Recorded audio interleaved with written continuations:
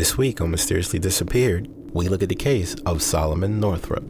Solomon was the subject of the film 12 Years a Slave, a tale in which he, a free man, is tricked into slavery but escapes, only to mysteriously vanish a second time. Let's look at the facts and theories in the mysterious disappearance of Solomon Northup.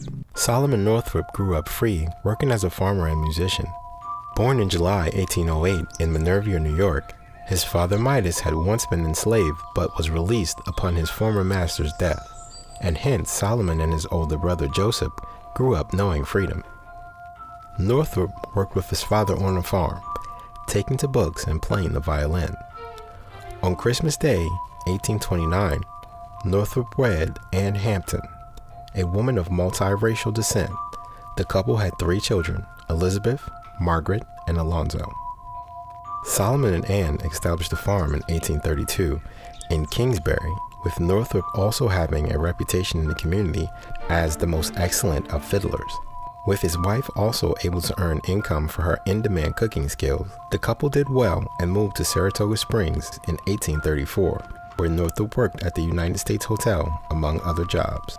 While seeking employment in March 1841, Northup was propositioned by Merrill Brown and Abraham Hamilton to play his violin with a circus. He departed with the men without notifying his wife or collecting his free papers. Initially only intending to accompany the men to New York and provide violin accompaniment for their act, Northup was convinced to travel with them further south to Washington, D.C. During the trip, Brown and Hamilton drugged Northup, kidnapped him, and stripped him of his identity. They renamed him Platt and sold him to James H. Birch, a slave trader in Washington, D.C. Again, he was severely beaten and sold into slavery in Louisiana. Northup was sold in 1843 to Edward Epps, residing in Bayou Beau. The standards under which Northup survived there were barbaric, with enslaved people forced to endure horrendous, horribly violent conditions. Northup spent 10 of his 12 enslaved years as Epps' property, the latter 8 on his plantation in Avoyelles Parish, Louisiana, in an area near Bunkie known as Eola. Then in Holmesville, he worked alongside Patsy and 6 other slaves, Abraham, Wiley, Phoebe, Bob, Henry, and Edward. All but Edward came to Louisiana from neighboring plantations in Williamsburg County, South Carolina. Things were bleak for Solomon until Samuel Bass, an anti-slavery Canadian carpenter visiting the Beau plantation, befriended Northup and reached out to friends of the musician back in Saratoga Springs, looking for verification that he had been a free member of the community.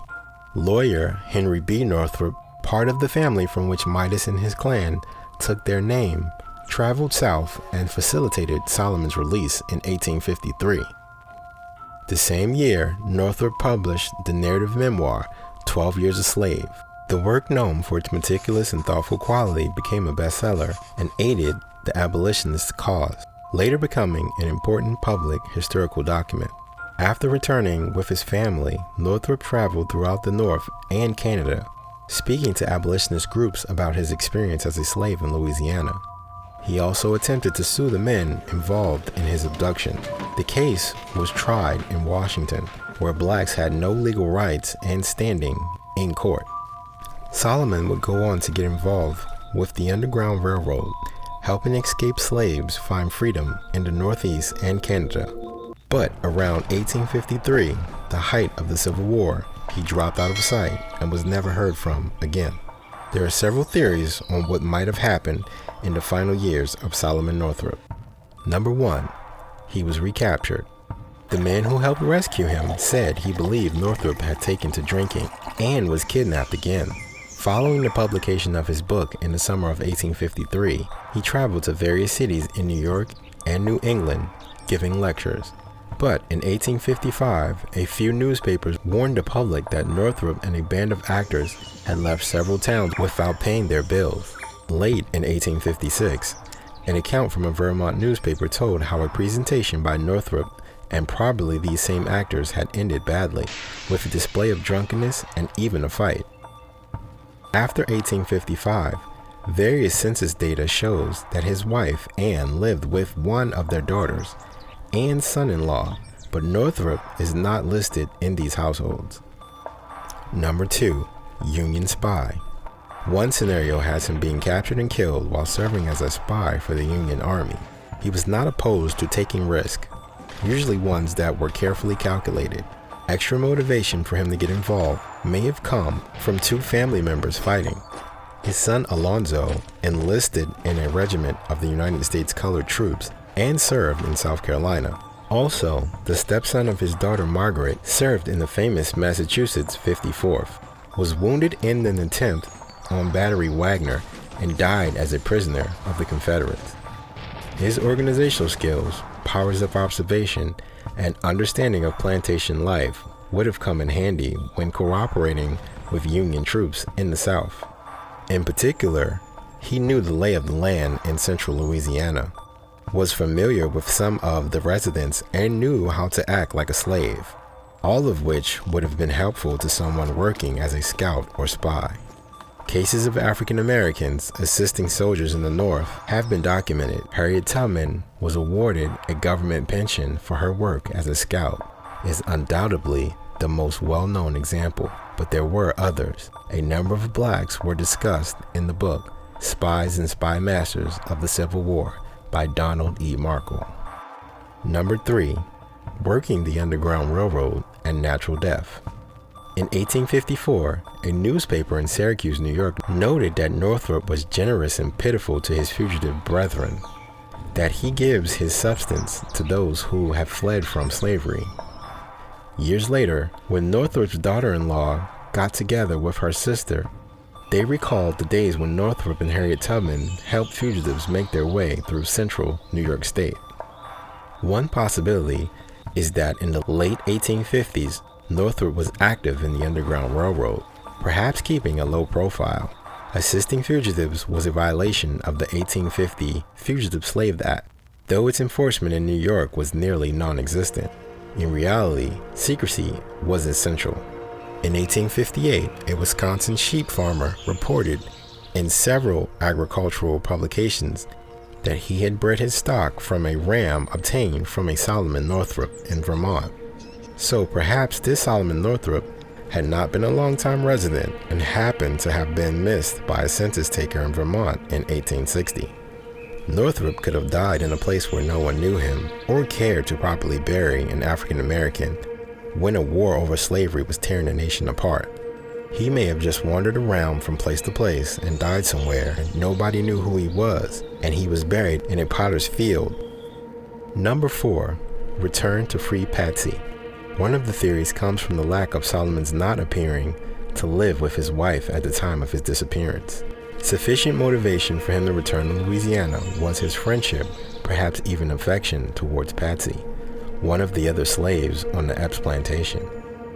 Northup extols her abilities in his book, sympathizing with her mistreatment due to her master's sexual interest in her.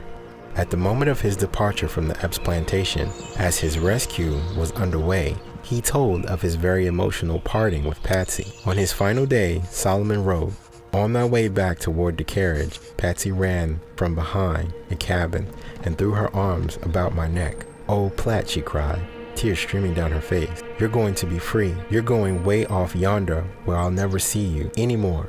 You've saved me a good many whipping, Platt. I'm glad you're going to be free. But oh dear, what'll become of me?'"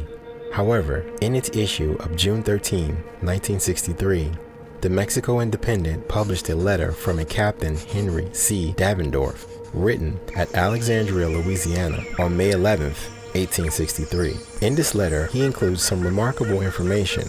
While scavenging for supplies, he encountered a slave named Bob and asked him, "Who do you live with?" When Bob said it was Master Epps, Solomon Northup immediately came to Davendorf's mind, and he inquired if Bob had known a slave named Platt. "Oh, golly, yes, master," he said. "He raised me. I guess I do know him." Bob visited the soldiers in camp, and it became clear that he was the veritable Bob of Solomon Northup's book, and Massa Epps, the same master. We were then on his plantation, the same where Solomon had worked so many years prior. The soldiers could not convince Bob to leave with them because he wanted to remain to look after his mother. Davendorf also wrote, "Patsy went away with our army last week, so she is far from the caprices of her jealous mistress." No death record has ever been found of Solomon. The New York State Census for 1865 identifies his wife as a married woman and as having been married only once, and in 1875 lists her as a widow. So Northup may have died sometime between 1865 and 1875, though census data is not always correct. Whatever the fate of Solomon Northup, no one has been able to provide accurate evidence of his whereabouts since he mysteriously disappeared. What do you think happened to Solomon Northup? Please leave your theories in the comments. Also, let us know whom you'd like us to investigate. Finally, don't forget to like the video, subscribe, and smash the notification button so that you never miss an update about who has mysteriously disappeared.